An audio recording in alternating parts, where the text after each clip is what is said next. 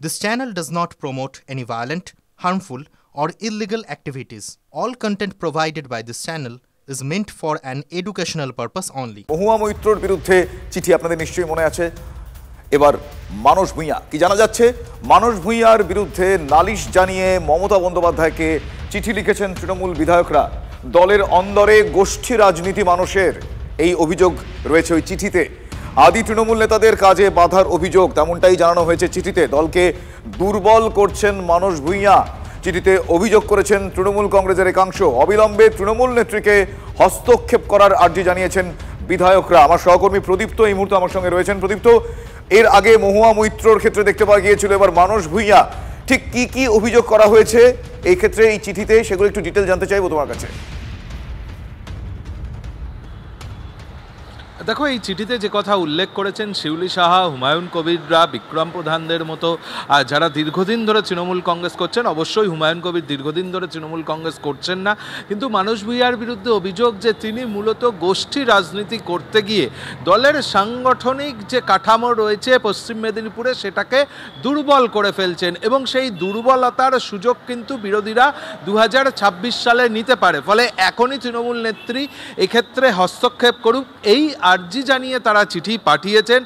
তবে শুভজিৎ, মহুয়া মৈত্রর ক্ষেত্রেও 6 জন বিধায়ক, বর্ষিয়ান তৃণমূল কংগ্রেসের বিধায়করা, তারা চিঠি পাঠিয়েছিলেন, কিন্তু তারপর মমতা বন্দ্যোপাধ্যায় বলেছিলেন যে এখন বিষয়টি নয়, পরবর্তীতে দেখা যাবে। ফলে মানস ভূঁইয়ার ক্ষেত্রেও তৃণমূল নেত্রী এখনই কোনো পদক্ষেপ করেন নাকি আরও কিছুটা সময় নেন, নাকি মানস ভূঁইয়ার সঙ্গে আলাদা করে কথা বলে বিষয়টি মেটানোর চেষ্টা করেন, সেদিকে রাজনৈতিক মহলের নজর থাকলেও পশ্চিম মেদিনীপুরের জেলা তৃণমূল নেতৃত্বের বক্তব্য যে এক্ষেত্রে সুজয় হাজরাও কিন্তু মানস ভূঁইয়ার সঙ্গে রয়েছেন, অন্তত তেমনটাই জানা যাচ্ছে। তার পাশাপাশি মানস ভূঁইয়া যে কাজটি করছেন শুধু গোষ্ঠী রাজনীতি নয়, একেবারে নিজের পছন্দের লোকজন, তারা কর্মঠ হোক বা কর্মঠ না হোক, সেই সমস্ত লোকজনকে বিভিন্ন পদে শুধু নিয়ে আসার চেষ্টা করছেন না তা নয়, তাদেরকেই সামনে নিয়ে আসার চেষ্টার পাশাপাশি তাদেরকে দিয়েই কাজকর্ম করানোর চেষ্টা করছেন, যেটা আদতে সংগঠনের যে কাঠামো রয়েছে সেখানে কোথাও আঘাতপ্রাপ্ত হচ্ছে। ফলে এখনই তৃণমূল নেত্রী হস্তক্ষেপ করুক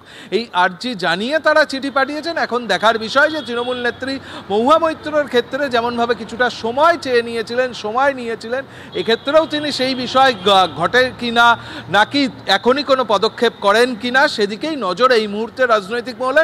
তবে অবশ্যই 2026 সালের আগে এই পশ্চিম মেদিনীপুরে কিন্তু তৃণমূল কংগ্রেসের এই গোষ্ঠী রাজনীতি শাসক দলের মাথা ব্যথা বাড়াবে। তার কারণ পশ্চিম মেদিনীপুরে বিজেপির সংগঠনও মোটামুটি কিছুটা ভালো অবস্থায় রয়েছে। ফলে এখনই গোষ্ঠী রাজনীতি না থামলে আদতে তৃণমূল কংগ্রেসের ক্ষতি হবে, অন্তত তেমনটাই মনে করছেন রাজনৈতিক মহলের বিশেষজ্ঞরা। একেবারে প্রদীপ্ত, এক্ষেত্রে আরো একটা বিষয়, যে চিঠিতে অভিযোগ হিসেবে যা যা উল্লেখিত রয়েছে সেইগুলোর যদি ঠিক করা হয়, শুদ্ধিকরণ করা হয়, তাহলে সেটা তৃণমূলের জন্য ভালো। কিন্তু তুমি যেরকমটা বললে অস্বস্তি, তাহলে অস্বস্তি এবং ড্যামেজ কন্ট্রোল এই দুটো সমান্তরালে কিভাবে চালাতে পারবেন বা কিভাবে চালানো যাবে সেটা নিয়েও তার আড়াআড়ি বিভাজন হচ্ছে। দেখো, অবশ্যই সেটা শুধুমাত্র পশ্চিম মেদিনীপুরে এভাবে তৃণমূল নেত্রীর কাছে চিঠি পৌঁছেছে, নদিয়ার ক্ষেত্রেও এভাবে চিঠি পৌঁছেছে, শুধু তাই নয়, বিভিন্ন জায়গায় কিন্তু এই ধরনের গোষ্ঠী রাজনীতি তৃণমূল কংগ্রেসের অন্দরে রয়েছে যা তাদের ড্যামেজ বাড়াতে পারে। এবং সেই জায়গা থেকেই হয়তো মমতা বন্দ্যোপাধ্যায় একেবারে সরাসরি, তোমার মনে থাকবে কয়েকদিন আগেই তিনি দলের বিধায়কদের বৈঠকে এটা স্পষ্ট করে দিয়েছিলেন যে তিনিই চেয়ারপারসন। তার কারণ তৃণমূলের অন্দরে কান পাতলে শোনা যায় আরও নাকি একটা গোষ্ঠী রয়েছে, মানস ভূঁইয়া নাকি সেই গোষ্ঠীর কাছাকাছি বলেও শোনা যায় কখনো কখনো। তবে মানস ভূঁইয়া এই মুহূর্তে রাজ্যের গুরুত্বপূর্ণ মন্ত্রী, সেচ দপ্তর দীর্ঘদিন তিনি সামলেছিলেন, পার্থ ভৌমিকের হাত থেকে আবার তার কাছে গিয়েছে।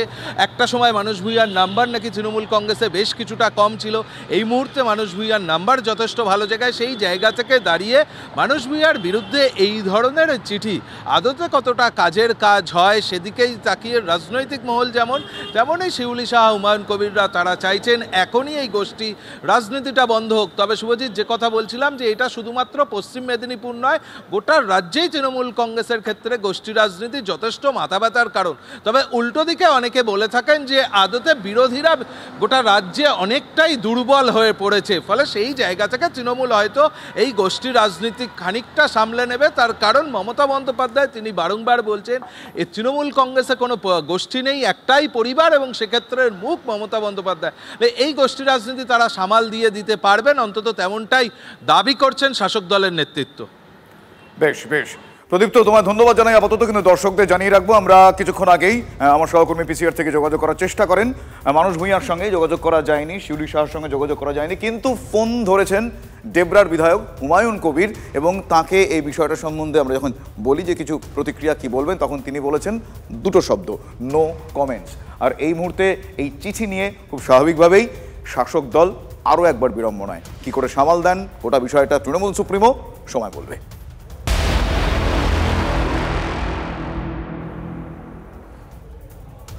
অন্যদিকে বাংলাদেশ আবহে একটার পর একটা জঙ্গি গ্রেফতার এবং এই ঘটনায় বিএসএফ যথেষ্টই উদ্বিগ্ন।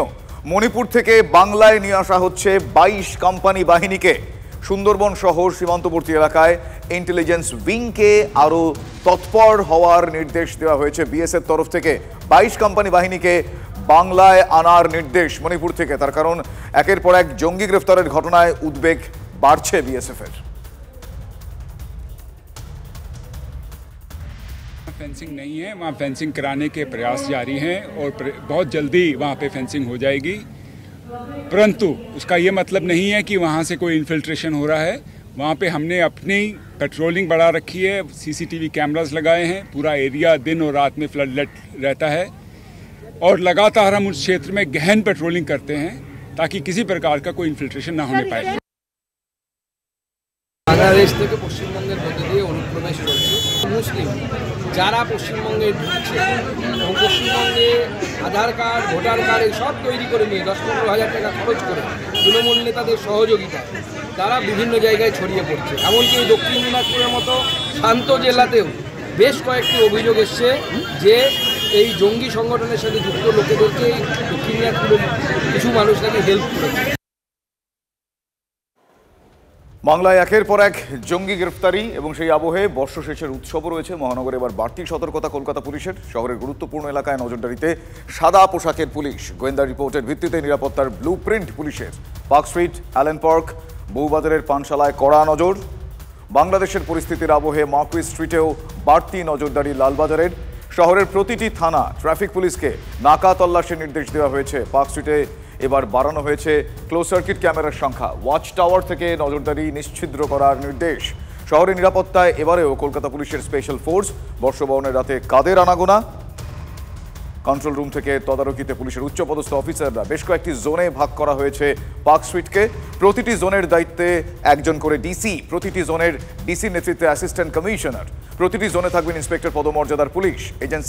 এজেন্সি বোস রোড, মুচিপাড়ায় অস্ত্র উদ্ধারের পর আরও সতর্ক হয়েছে police. Millennium park, Victoria Memorial ময়দানে টহল দেবে কলকাতা পুলিশের উইনার্স টিম। এটা যেটা আমাদের এসটিএফ টিম ধরেছে, এটা একদিনের কাজ নেই, মানে আমরা অনেক ইনফরমেশন উপর আমরা কাজ করি অ্যান্ড কোথায় থেকে কি আসছে তার উপর মুভমেন্ট আমাদের নজর থাকে সবসময়। অ্যান্ড যখন অ্যাপ্রোপ্রিয়েট টাইম হয় ম্যাচিওর করে ইনফরমেশন, সেইভাবে অ্যাকশন নেওয়া হয়।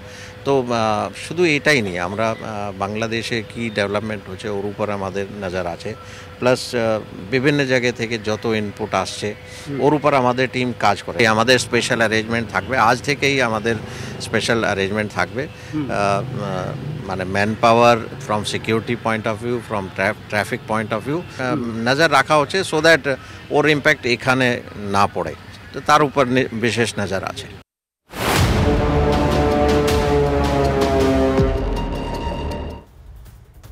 আর এই অনুপ্রবেশ আতঙ্কের মধ্যেই পুলিশের জালে আরও এক বাংলাদেশি। মুর্শিদাবাদের লালগোলা থেকে গ্রেফতার করা হয়েছে তাকে। ভুয়ো আধার কার্ড, পাসপোর্ট তৈরির অভিযোগে গ্রেফতার করা হয়েছে দুই দালালকেও।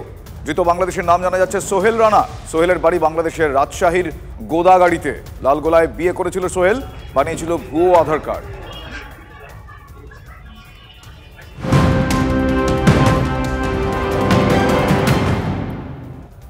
অন্যদিকে সিবিআই এর মামলায় পার্থ চট্টোপাধ্যায়ের জামিনের যে আবেদন, সে আবেদন খারিজ করে দিয়েছে কলকাতা হাইকোর্ট। নিয়োগ দুর্নীতি মামলায় প্রভাবশালী তত্ত্বে প্রাক্তন শিক্ষামন্ত্রী সহ 5 অভিযুক্তের জামিনের আর্জি খারিজ করে দিল আদালত। অভিযুক্তদের ছেড়ে দিলে পড়ুয়াদের সঙ্গে অবিচার করা হবে, রাজ্যের শিক্ষা ব্যবস্থার ওপর প্রভাব পড়বে। এই মামলায় রাজ্য চুপ কেন ছিল স্পষ্ট নয়, মন্তব্য হাইকোর্টের। নিয়োগ দুর্নীতি মামলায় বিড়ম্বনা তাই বাড়ল পার্থ চট্টোপাধ্যায়ের। বিচারপতি অপূর্ব সিনহা রায়ের রায় বহাল রেখেছেন বিশেষ বেঞ্চ।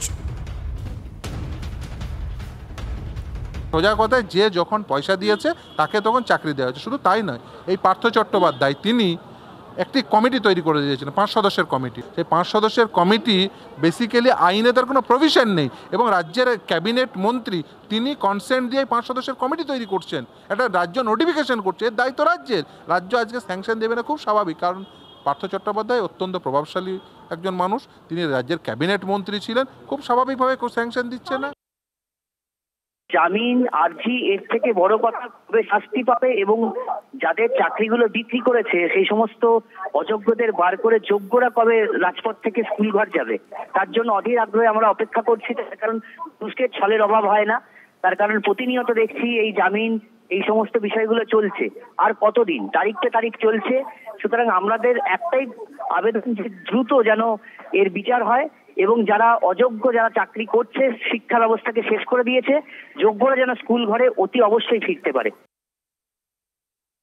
কোর্ট জামিন দেননি কেন? কোর্ট নিশ্চয়ই বিবেচনা করেছেন যে এত বড় একটা অপরাধ, যে অপরাধ পশ্চিমবঙ্গের বুকে বোধহয় ইতিপূর্বে কেউ দেখেনি, ভবিষ্যতেও দেখবে কিনা সন্দেহ আছে। অবশ্যই তৃণমূল ক্ষমতা থাকলে ভিন্ন কথা। সেই অপরাধের ক্ষেত্রে শিক্ষামন্ত্রীকে জামিন দেবে কেন? জামিন দেওয়ার কথাটা এক্ষেত্রে আসছে কেন? কেন যতক্ষণ না ট্রায়াল শেষ হচ্ছে ততক্ষণ জামিন দিলে উনি তো বেরিয়েই আবার ওর গুন্ডা বাহিনী লাগিয়ে দেবেন বিভিন্ন সাক্ষীর বিরুদ্ধে। সে কারণে আদালত সঠিক বিচার বিবেচনা করেই জামিন দেননি। পার্থ চট্টোপাধ্যায়ের বিরুদ্ধে চার্জ গঠন শুনানিতে ইডিকে তিরস্কার করলেন বিচারক। দেরি হচ্ছে, আমাকে কেন জানাননি? আপনাদের জন্য চার্জ গঠনে দেরি হচ্ছে, এখনো কেন সব নথি জমা দেননি? ইডির তদন্তকারী অফিসারকে এভাবেই ভৎসনা করলেন বিচারক। আমার সহকর্মী সুপ্রিয় এই মুহূর্তে রয়েছেন আমার সঙ্গে টেলিফোনে। সুপ্রিয়, জানতে চাইবো যে কোন কোন বিষয়গুলো উল্লেখ করে এই ভৎসনার মুখোমুখি হতে হলো তাদের? দেখো, আজ একবার ফের কিন্তু এই যে প্রাথমিক নিয়োগ দুর্নীতি মামলার যে চার্জ গঠনের প্রক্রিয়া সংক্রান্ত যে শুনানি ছিল, সেই শুনানি পর্বে ইডির তদন্তকারী আধিকারিকদের বিচারকের ভৎসনার মুখে বা তিরস্কারের মুখে কিন্তু পড়তে হয়েছে। এবং সেক্ষেত্রে যে বিষয়টাকে সামনে রেখে মূলত, কারণ গতকাল থেকেই এই যে চার্জ গঠনের প্রক্রিয়ার শুনানি শুরু হয়, এবং গতকালও কিন্তু অভিযুক্তদের তরফের যারা আইনজীবী তারা যেটা দাবি করেছিলেন যে এই মামলা সংক্রান্ত যাবতীয় নথিপত্র এখনো পর্যন্ত ইডির তরফ থেকে তাদেরকে পৌঁছে দেওয়া হয়নি বা তাদের হস্তান্তর করা হয়নি। এবং গতকালের পর আজও কিন্তু ঠিক একই অভিযোগ অভিযুক্তদের তরফের আইনজীবীরা আদালতে বিচারকের সামনে করেন, এবং তারপরেই কিন্তু যিনি ইডি আদালতের যে বিশেষ বিচারক রয়েছেন তিনি কিন্তু ইডি তদন্তকারীদের ভর্ৎসনা করেন, এবং তিনি বলেন যে কেন এত সময় লাগছে এই মামলা সংক্রান্ত নথিপত্র পৌঁছে দেওয়ার জন্য, এবং সেই নথিপত্র না পৌঁছানোর কারণেই চার্জ ফ্রেম করার যে প্রক্রিয়া সেই প্রক্রিয়াও শুরু হচ্ছে না। অর্থাৎ কোথাও গিয়ে দেরি হওয়ার পেছনে যে কারণ, তার জন্য ইডি তদন্তকারী আধিকারিকদেরই কিন্তু এক প্রকার দায়ী করেছেন বিচারক, এবং তীব্র ভর্ৎসনার মুখে পড়তে হয়। এবং তার পরবর্তীতে এই যে সওয়াল জবাব বা শুনানি পর্ব শেষে তিনি বিচারক তার রায়দান অর্ডার রিজার্ভ রেখেছিলেন, এবং কিছু সময় আগেই তিনি যে অর্ডার দিয়েছেন তাতে আগামী 26শে ডিসেম্বর থেকে চার্জ গঠন প্রক্রিয়া শুরু হবে, এমনটাও কিন্তু তিনি জানিয়েছেন। 26শে ডিসেম্বর, 26শে জানুয়ারি, 26শে ডিসেম্বর থেকে 26শে ডিসেম্বর থেকে কিন্তু চার্জ গঠনের যে প্রক্রিয়া সেই প্রক্রিয়া শুরু হবে। অর্থাৎ কলকাতা সুপ্রিম কোর্টের যে নির্দেশ ছিল সেখানে যেটা বলা হয়েছিল 24শে ডিসেম্বরের মধ্যে চার্জ গঠনের প্রক্রিয়া শুরু করার কথা, কিন্তু এই নথিপত্র হস্তান্তর অভিযুক্তদের আইনজীবীদের কাছে না হওয়ার জন্য সেই প্রক্রিয়া কিন্তু কিছুটা দেরি পিছিয়ে গেল, এবং তাতে আগামী 26শে ডিসেম্বর থেকে কিন্তু চার্জ গঠনের প্রক্রিয়া শুরু হবে। এবং সেক্ষেত্রে বিচারক কিন্তু স্পষ্টভাবে যেটা বলেছেন যে আগামীকাল দুপুর 2:30-এর মধ্যে অভিযুক্তদের তরফের যারা আইনজীবীরা রয়েছেন প্রয়োজনে তাদের বাড়িতে গিয়ে এই মামলা সংক্রান্ত যাবতীয় যা নথিপত্র রয়েছে সেগুলো তাদেরকে পৌঁছে দিতে হবে। শুভজিৎ, ধন্যবাদ সুপ্রিয়।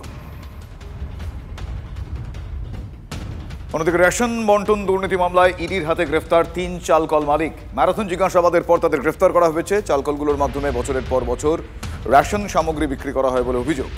উত্তর 24 পরগনার এই মিলগুলোতে আগে তল্লাশি চালায় এজেন্সি। জিজ্ঞাসাবাদের পরেই গ্রেফতার 3 চালকল মালিককে। রেশন দুর্নীতির আমি যতদূর খোঁজখবর রাখি এর জাল বহুদূর পর্যন্ত বিস্তৃত। বিভিন্ন চালকল মালিক থেকে শুরু করে জেলায় জেলায় তৃণমূল কংগ্রেসের পোষিত নেতা গুন্ডা আছে যারা এই গরিব মানুষের মুখের খাবার লুট করেছে। তথ্য প্রমাণ লিঙ্ক ধরে ইডি আস্তে আস্তে এগোচ্ছে, এবং আমার বিশ্বাস আগামী দিনে প্রত্যেকটি লোক যারা এই গরিব মানুষের চাল মেরে খেয়েছে তাদের জেলে পাঠানোর ব্যবস্থা।